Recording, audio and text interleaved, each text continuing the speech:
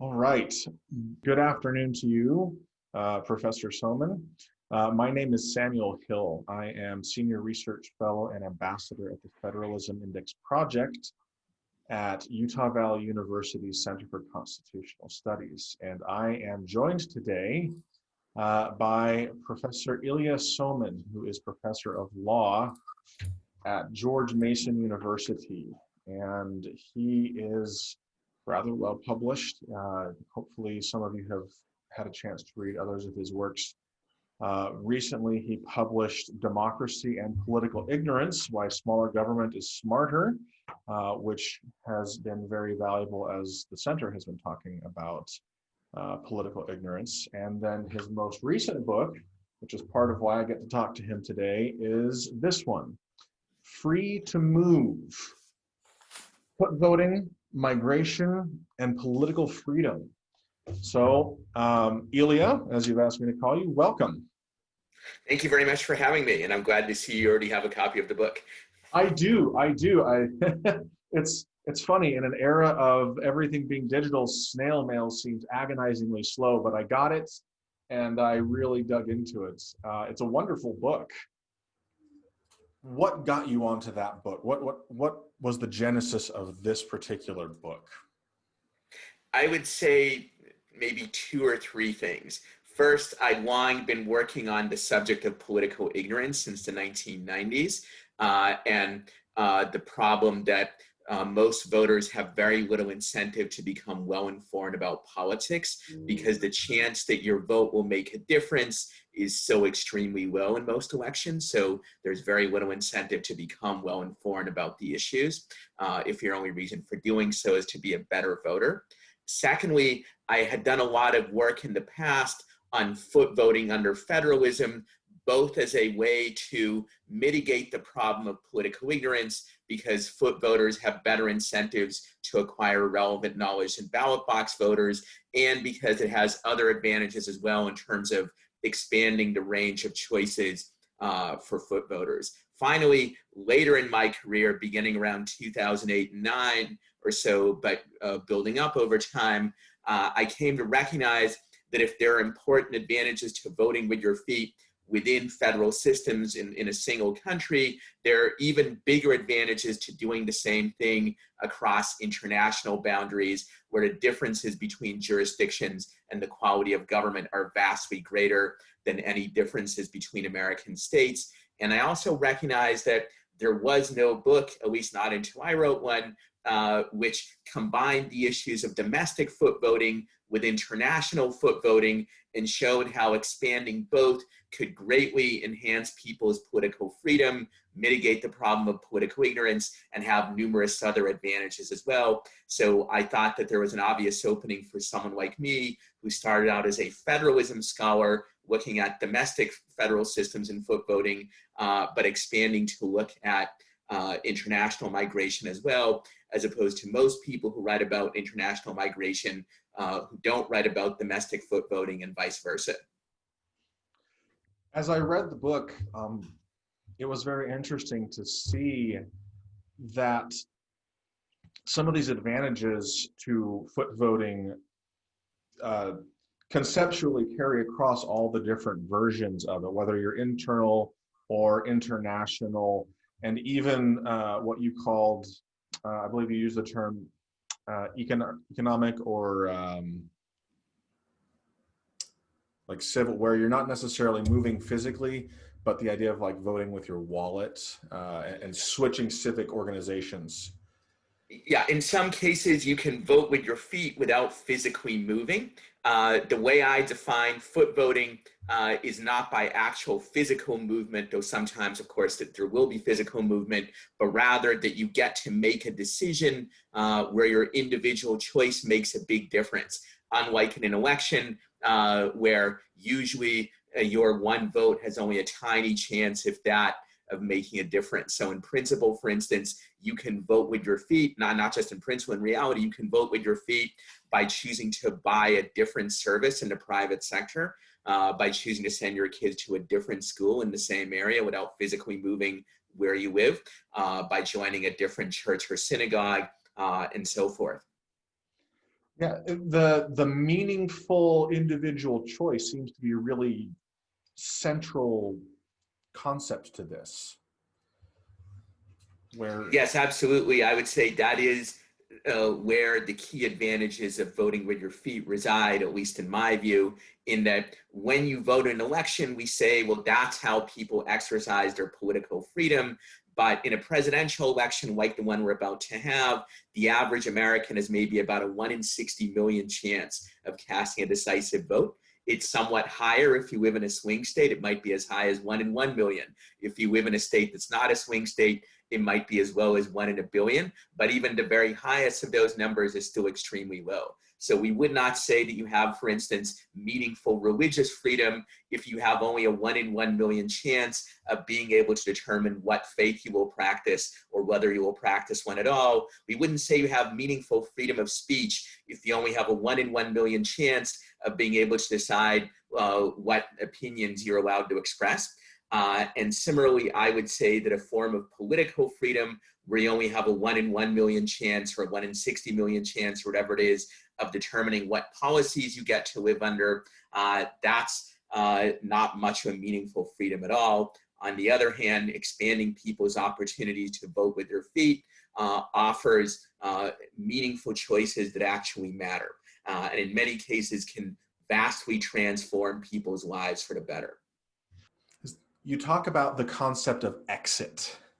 And I thought it was particularly relevant when you were talking about the different aspects, the concepts that sort of build up political freedom, and how in democracies we often think of, oh, consent, whether it's I moved here intentionally or I live here and I haven't chosen to leave here. This idea of consent means the government can kind of do whatever it wants because it's been legitimized. And you really seem to argue that that shouldn't be the case, which I got to be honest, I think democracy, like advocates will think that's a bit of a radical idea. But at the same time, you point out that the ability to leave, just the ability to leave, not actually leaving, but just having the ability to leave enhances that sort of legitimacy. So I'm far from the first person to point out that if you believe that consent is what legitimizes government, then democracy is not by itself enough to get you much in the way of meaningful consent. One reason why it's not is the one I pointed to earlier, that the average person has only an infinitesimally small chance of influencing any kind of political outcome in a democracy.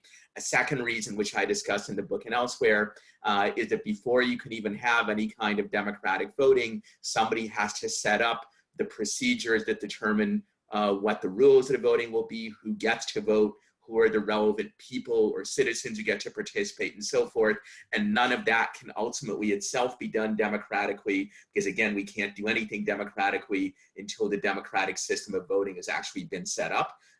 So from the standpoint of consent theory, democracy has many different limitations. I don't claim that expanding opportunities to vote with your feet can completely overcome all of those problems, but it can mitigate them significantly, because if you have strong exit rights by potentially being able to move to another jurisdiction, or by being able to handle your affairs in the private sector rather than under the control of the government, then it's much more meaningful to say you had a real opportunity to say yes or no to the government's authority than if your only recourse is to participate in an election where you had no ability to say yes or no to the rules of that election. And when you participate, you have only a 1 in a million, or even in a small town, only say a 1 in 1,000 chance of determining the outcome. There's more that could be said about these points, but I think many of the points I make about democracy not being really consensual, while they're radical in one sense, there's a long tradition of political theorists and scholars who have pointed out the weaknesses of the argument that merely having an opportunity to vote means that you've meaningfully consented to the policies in question. That doesn't mean that voting is bad or that we should abolish democracy in favor of authoritarianism. I don't believe in either of those propositions. Rather, what I think is that if we want to have a more consensual political system, we need to augment democracy with much stronger opportunities for people to vote with their feet. And this, I think, leads us really like very nicely into, the federalism aspect of this. You make a pretty strong assertion in the book that federalism is a very beneficial constitutional structure, a societal structure for foot voting, and that vice versa, foot voting is beneficial to federalism. I don't claim that federalism is in all circumstances good for foot voting, or that foot voting is in all circumstances good for federalism. Much depends to some extent on what kind of system of federalism it is. There are federal systems historically where foot voting was severely constrained because people were either not allowed to leave a particular jurisdiction or not allowed to enter, or both. In American history, obviously, the system of slavery was the most extreme example, where slaves, by definition, were not allowed to leave. And not only that, but some states had policies excluding even free blacks from settling. So you can imagine, and there have historically been federal structures which were very bad for foot voting. And you can certainly imagine, in some cases, state or local governments not liking the ability to move. And if you identify federalism with the interests of subnational governments, those interests are not always served by foot voting. That said, if you have a system of decentralized power where there's lots of options, and in addition, you also have a right of mobility where states and localities cannot prevent people from leaving, and also, at least in a vast majority of cases, cannot block entry either, then you do indeed have a beneficial dynamic where there are many foot voting opportunities, and also states and localities can be incentivized to adopt policies that are that seek to attract potential foot voters. That's particularly true if they have to raise a large part of their tax revenue from their own citizens, as opposed to relying on subsidies from the central government. That gives them an incentive to try to attract people and also to keep them from leaving. In the book, I also address arguments that claim, well, this would just result in a race to the bottom, or that they would only want to attract the wealthy, or things like that. I think these are real concerns, but they're greatly overblown, and there are ways to further diminish their force. Yeah, I find that I'm actually a beneficiary of this idea of having a locality that can choose to be different. Where I live in Utah is just south of a big college area. But we are one of the few towns that has chosen very conscientiously to remain more rural, more small town feeling, as opposed to the rest of the cities in this area. And it's very interesting because there's a big boom going on right now, and this can kind of go to your discussion about areas of competition. The Utah Valley is building up what we're calling Silicon Slopes.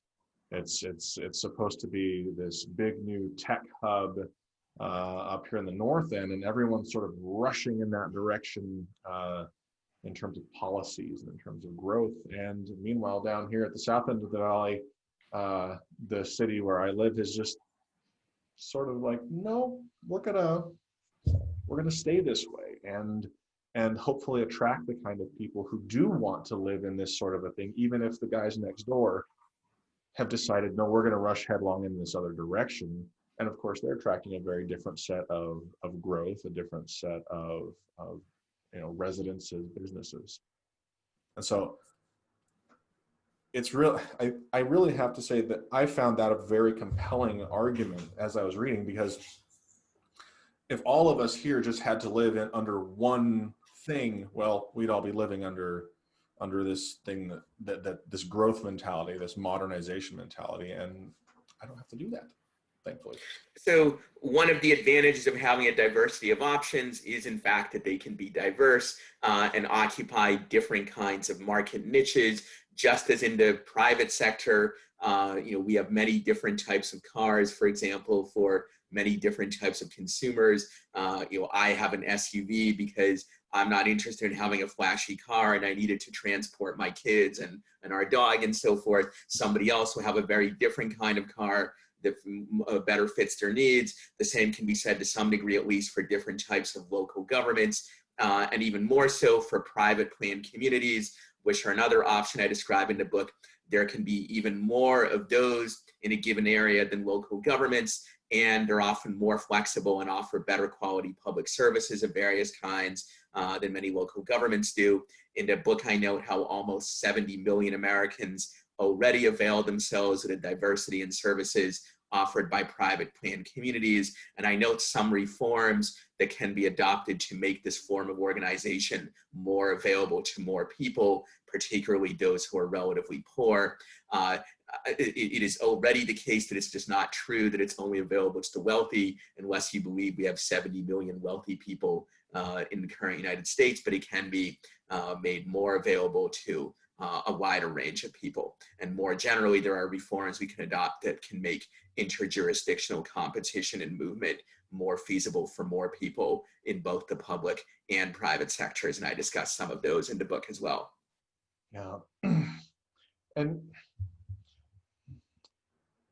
so I can't help but observe as I watch our country and I watch the discussions in our country that there is a sort of a schizophrenia to our discussions, where on one hand we articulate diversity as this almost universal good in some voices, but then on the other hand there is this push to make policies and responses really rigidly uniform. And I don't know if these two things can be reconciled really efficiently. This, especially with this idea to make everything the same on policy. But you sort of articulate that there's inequalities and there's unavoidable inequalities, and that's a good thing. I certainly think some inequalities are a good thing. That said, as I note throughout the book, expanding opportunities for people to vote with their feet, while it can be beneficial for people in a wide range of income classes and circumstances, it's particularly beneficial for the poor and disadvantaged. Historically, that's how the poor and disadvantaged within the United States have often found job opportunities and also escaped various kinds of oppression. The state of Utah is, of course, historically an example of both. It was founded by Mormons escaping oppression in eastern states, and over time it has also provided a lot of opportunity for people of different backgrounds who may not have found it elsewhere. If you look at international migration, this is even clearer. The United States and also countries like Canada, Australia, and others were populated primarily not by people who were very wealthy and seeking better investment opportunity or something, but by people who were poor and often also oppressed in their countries of origin. That's true for me, being from the Soviet Union originally, but it's also true for many millions of other people. So if we expand opportunities for both domestic foot voting and international migration, we also will simultaneously reduce some of the most severe inequalities in the world, both inequalities of income, but also inequalities in the sense that many people are in situations where they're oppressed in various ways based on race or gender or religion or other kinds of characteristics. Foot voting can't fully solve all of those problems, but it can enormously mitigate them, and an expansion of foot voting opportunities might be able to do more to address these issues than almost any other policy change that we can hope to adopt in the near future. In the book, I quote the great economist Robert Lucas, who said that once you start thinking about economic growth, it's hard to think about anything else, because even a modest increase in year-to-year economic growth can gradually accumulate over time such that society becomes much wealthier after a period of 10 or 20 years. I feel the same way about voting with your feet and migration, that once you start looking at the enormous benefits that come from a poor or oppressed person being able to move from where they're in that condition to a jurisdiction with better opportunities and less oppressive government, and when you multiply that out over many millions of people, and then compound the effects as those people become more productive and successful in their new destination, it's hard to think of anything else, although I do think about other things, but it's hard to think of anything else when you see that. economists estimate that if we had free migration throughout the world, that would double the GDP of the world. That is, it would double wealth because so many people would be able to move to places where they would be more productive. If we eliminated just zoning restrictions that currently price out many people out of some of the more desirable places to live in the United States, economists estimate we could increase American GDP by something like 9 or 10%, which is a tremendous gain in wealth, which would go to society as a whole, but would disproportionately benefit the poor and disadvantaged, both the white working class that we have heard a lot about in the age of Trump, but also minorities currently trapped in bad inner city neighborhoods and elsewhere. And that's not even accounting for the vast non-economic benefits of expanding your horizons, people escaping oppression, and so forth. Why do you think then that some people view the ability to move as a purview of the wealthier? Because you point out, and I agree, that if you have nothing, you have very little to lose, and it's very easy to pick up. Why do you think that people say, oh no, you can't do that, you can't just up and move anymore? Why would they? I think there are several reasons. One is that many people, as with a lot of other political issues, have, for perfectly understandable reasons, not thought this one true. Not because they're stupid, but because they're focused on other issues. And as I mentioned earlier, there's not much incentive to think about this carefully. So if you haven't thought it through, then it seems intuitive. Well, it's easier to move if you can easily afford a plane ticket or to hire movers to take your stuff. And so a wealthy person can more easily afford those costs than a poor person. And that's probably true. I don't deny that. However, what they fail to see is that the poor person often has much more to gain from making the move, and that the physical costs of moving, even for the poor, often are relatively low compared to the vast gains that can be made, and they can be made lower still if we were to break down various barriers to movement, like zoning and licensing restrictions, or of course in the area of international migration, if we could break down the laws that governments like the US and others have that block a very high percentage of potential migrants from being able to enter in the first place. A second reason why people might think that is because there really are some genuine barriers to movement by the poor. I mentioned zoning and licensing within the United States and migration restrictions that block immigration from abroad. But those barriers are not inherent, unavoidable aspects of the world. They're the results of government policies that can be changed. And even an incremental reduction of these barriers could create vast gains. It wouldn't go as far as I would like. I would like to eliminate these barriers almost entirely. But even if you say reduce them by 10%, that's still many millions of people who have access to far greater freedom and opportunity than they would have otherwise. And most of the gainers would be relatively poor people as opposed to wealthy. So one short question and one longer question. So in terms of just not thinking about this, is this just a case of rational ignorance where I don't need to think about that, so I'm not going to think about it carefully? Partly it is rational ignorance that, as I wrote in my previous book, which you mentioned, Democracy and Political Ignorance, most people have only limited time. They don't necessarily find government policy interesting in the way that you and I do. They have kids to raise, jobs to do, mortgages to pay, and so on and so forth. So it's understandable they devote only a small percentage of their time to public policy issues where the chance that their vote will make a difference is very small. And that affects immigration, but also affects attitudes towards things like zoning and licensing, which many people don't even know that that's why housing costs are so high. That's why so many people are blocked off from opportunity. But in addition to just simple ignorance, there's also bias in that for many people, it's intuitive to think that the world is a zero-sum game. If immigrants come in and increase their income, that must be at the cost of native-born Americans. If somebody moves to California from Texas or vice versa and buys a house or rents an apartment or something, that must mean that has to reduce the housing stock for natives.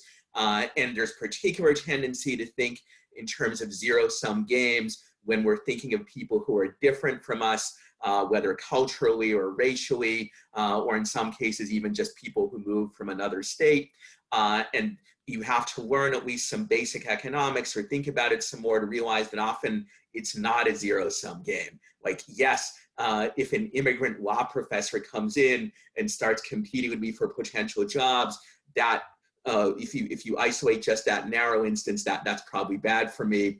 But on the other hand, immigrants coming in doing lots of other jobs provide products that otherwise wouldn't have, or at least provide them at higher quality or lower price. In addition, by making society as a whole wealthier and founding new businesses and the like, they also make me better off, often in ways that are hard to trace.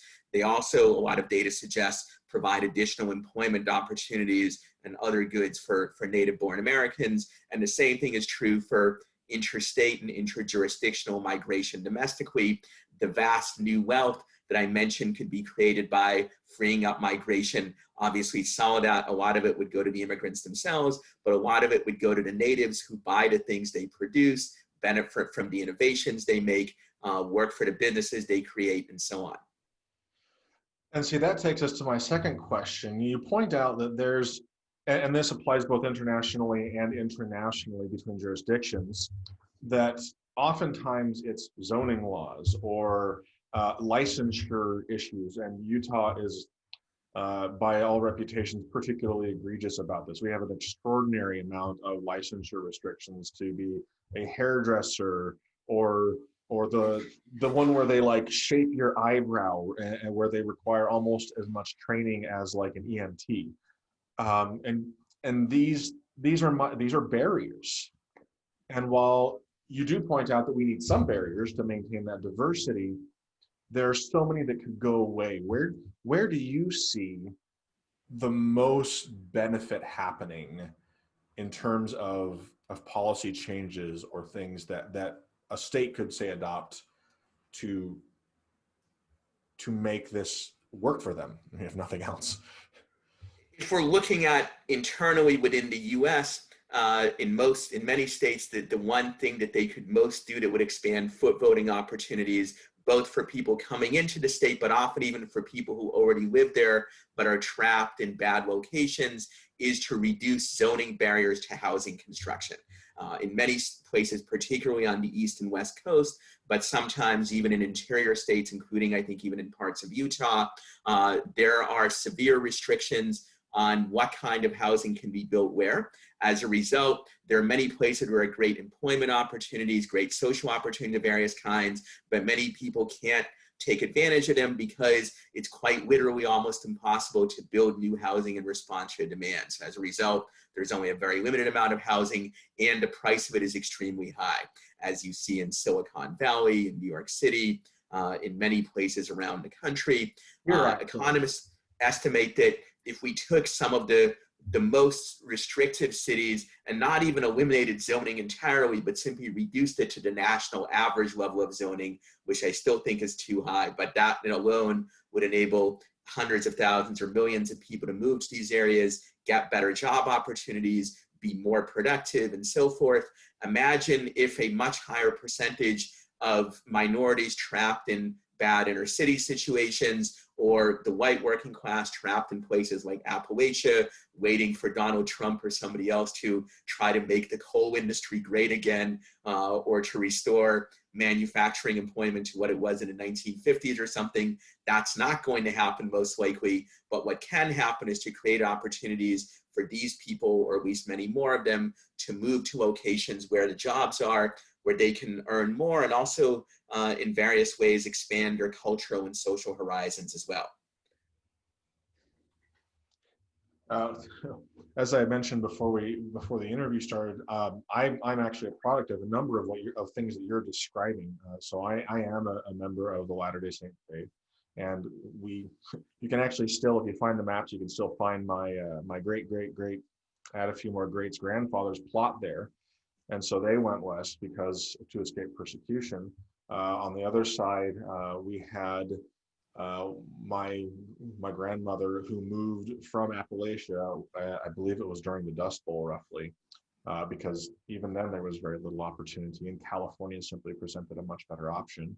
And then Mexico, the other side of my family, we came from Mexico, and all for these very different reasons. And we didn't have to wait for somebody to make it better for us. We just said, you know what? It's better over there. We're out. And I, watching you compare your life to, there was somebody you talked about in the book whose name escapes me at the moment, where, you both grew up in what, started roughly the same place, but you had the benefit of having come to America in your youth, and they did not. Yeah.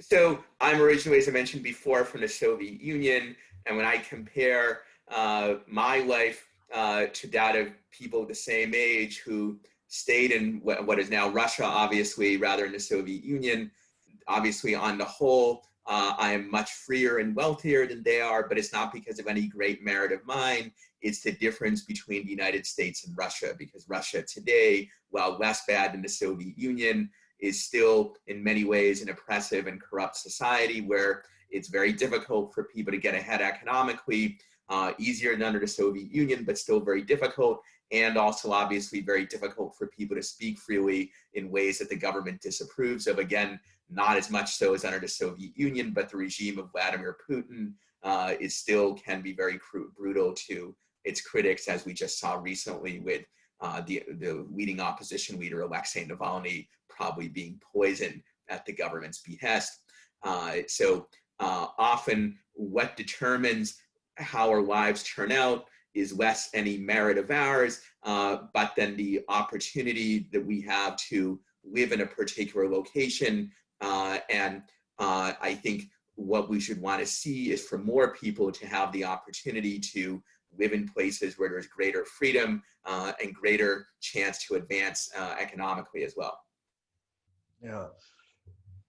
And so a lot of our discussion has so far today has talked about economic benefits and how that's beneficial.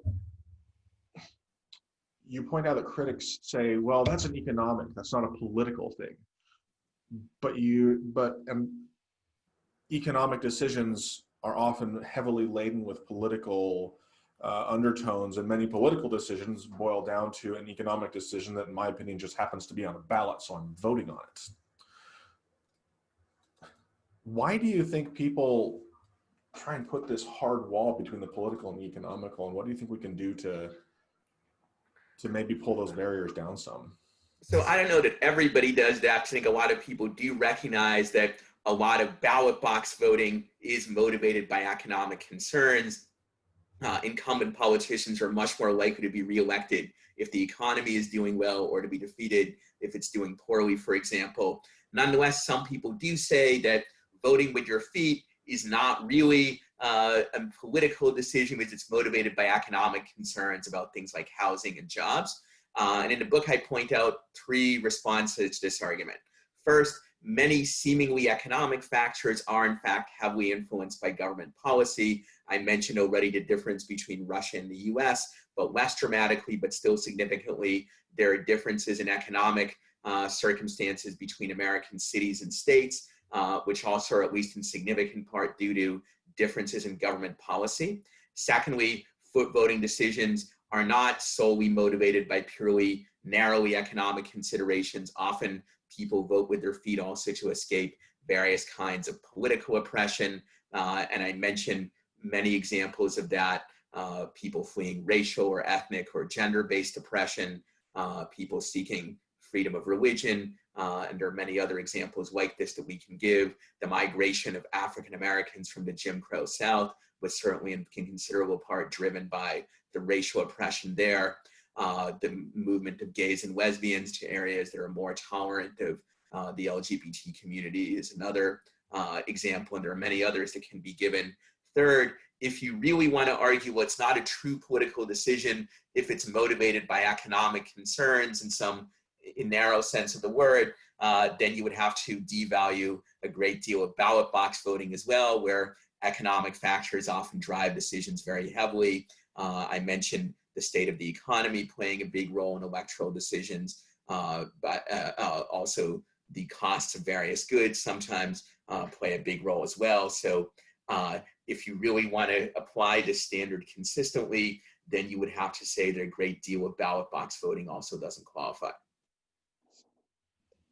Like, can we just a little more detail? Let's talk about how foot voting encourages you to be more informed, not just generally, but about the politics that really happen where you live.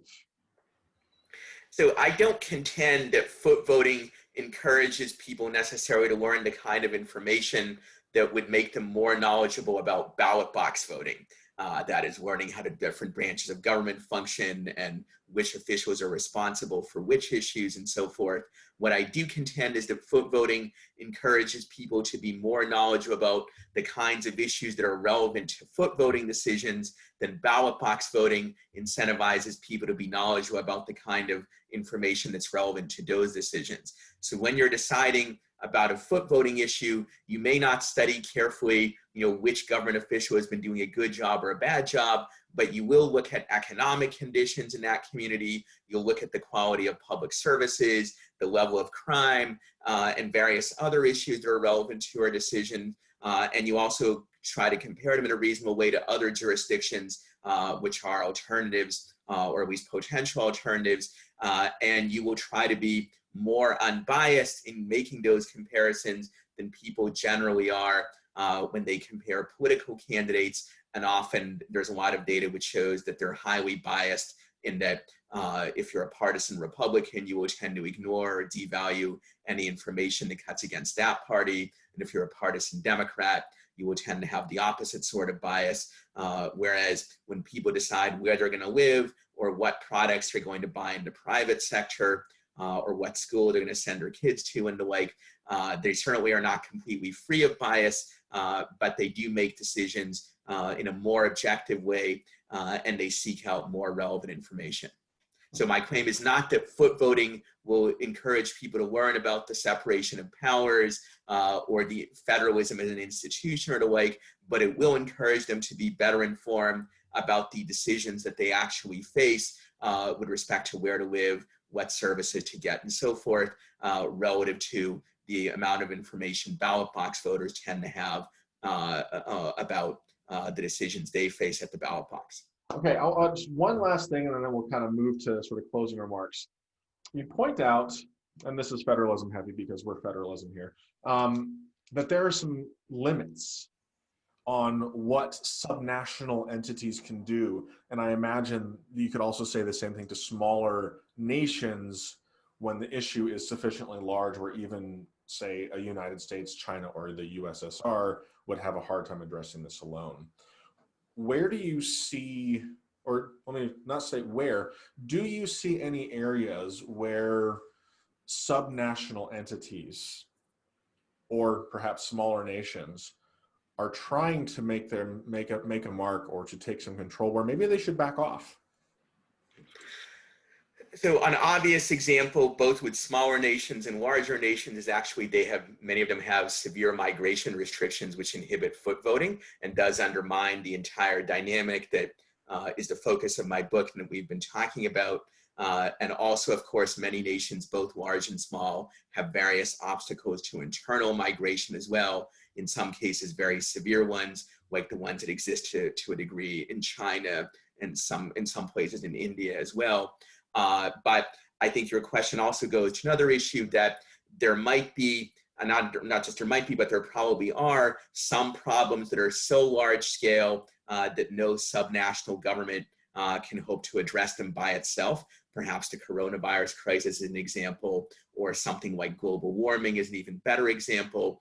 And therefore, if they're going to be addressed at all, some aspects have to be addressed by the national government, though I stress only some, because I've written in a piece in USA Today, there are actually many aspects of the pandemic that might be better addressed in a more local way, or even by the private sector. But there admittedly are some aspects, like developing a vaccine that must be used in the entire world, that are better addressed at a larger scale.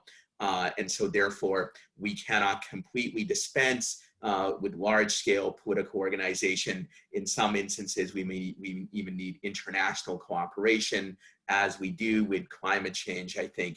That said, if you look around the world, many of the best governed countries that are most successful in various measures are relatively small. Denmark, Switzerland, New Zealand, and others. So it's hard to argue that size is a big advantage, at least for most issues. And that suggests also we can decentralize more issues within the US also. Many of our states are the size of Switzerland or even bigger. So Switzerland can have its own education policy, its own retirement policies, its own healthcare policy. There's no reason why Virginia, which is roughly the same size population-wise, can't, or many other states. Moreover, even with respect to things that really are large scale, like global warming, as I discuss in the book, the extra wealth generated by foot voting and migration can help us address them. There's lots of evidence, I have a section in the book devoted to this, which shows that wealthier societies are better able to address a wide range of environmental problems, both local and more regional and international in scale, than societies which are poor. And expanding foot voting opportunities can make a society wealthier and make the whole world wealthier, which in turn enables us to better address things like global warming, but also, although my book was finished before it came out, also things like the pandemic. There's lots of evidence that wealthier societies have better healthcare outcomes and can more quickly develop vaccines and other things. I would note that in the US and in Europe, a high percentage of the scientists working on the vaccine and other medical issues are in fact recent immigrants or children of immigrants. If we didn't have them, our chances of producing a vaccine quickly and of producing treatments for the disease would be much lower than they otherwise are. Yeah. You also made me think a little bit about the issue of redistribution that you talk about, how some things should be redistributed, or if there is to be redistribution, it should be at a local level. But then there are some things where their outcomes simply will be better coming from the central, organizing authority. And, coronavirus has really made us ask a lot of these questions because, what did Donald Trump do? What did Governor Cuomo do? What did my local city do with mask mandates? And so there's controls that need to be in the central. There's controls that more appropriately need to be in the state or region. And then there are the things that should be here in the locality. And as you point out, it seems like lower down on the scale of size and scale and structure, we're a lot more capable than people actually think, because we just like to keep shoving it back up to the federal or to the central. So obviously the issue of how to deal with the coronavirus crisis can itself be a separate discussion. There's no way it can do justice to the topic in the short time we have. And some aspects obviously may relate to epidemiological expertise that I simply don't have.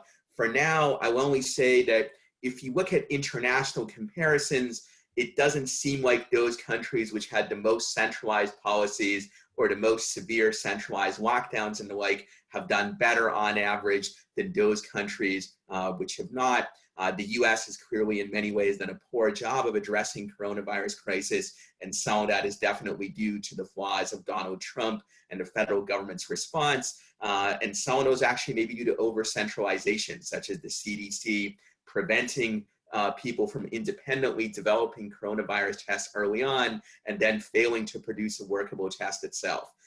Whereas some countries like Germany, which had a more decentralized testing system, were able to test much more effectively and limit outbreaks. If you look in Europe, countries which had very severe nationwide lockdowns, several of them even have even higher death rates than the US. That doesn't necessarily mean that their policies were wrong or that ours were good. You have to control for a lot of other factors as well. But I do think that at the very least, it's far from clear that greater decentralization or greater centralization has made nations more able to resist the coronavirus pandemic.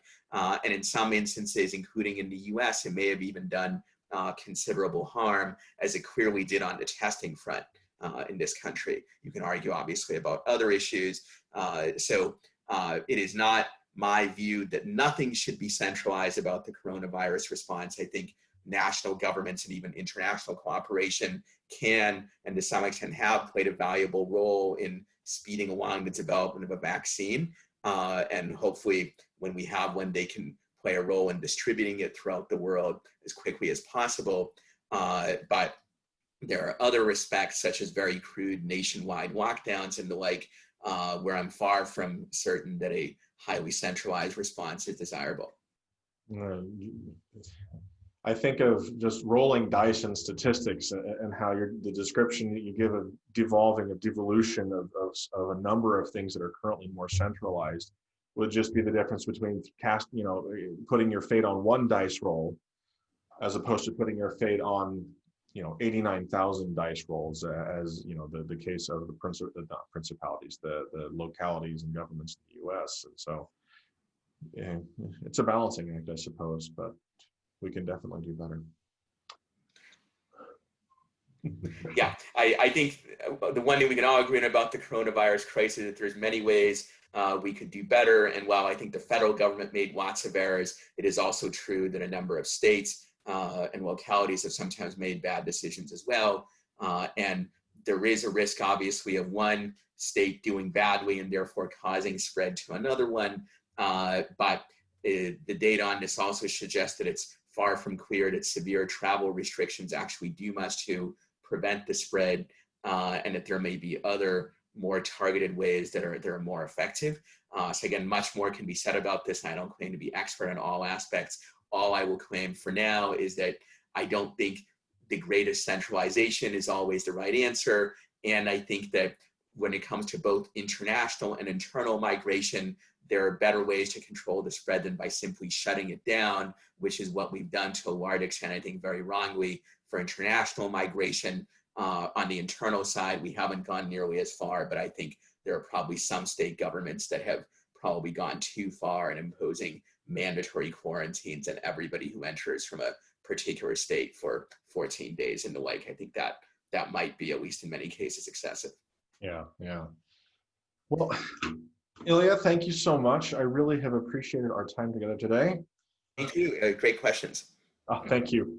So everybody who's out there watching this, Free to Move, Foot Voting, Migration, and Political Freedom. I would encourage you to get it if you are inclined to find out more about the benefits of people being able to move between places. Thank you, Professor Ilya Somin. Thank you very much for having me. All right.